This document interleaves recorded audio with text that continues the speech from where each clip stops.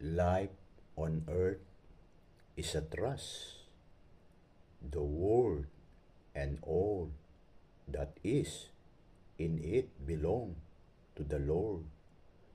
The earth and all who live on it are His.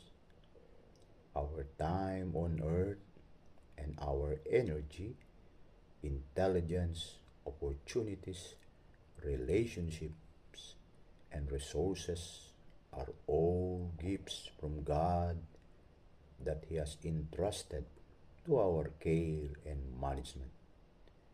We are stewards of whatever God gives us. Stewardship begins with the recognition that God is the owner of everything and everyone on earth.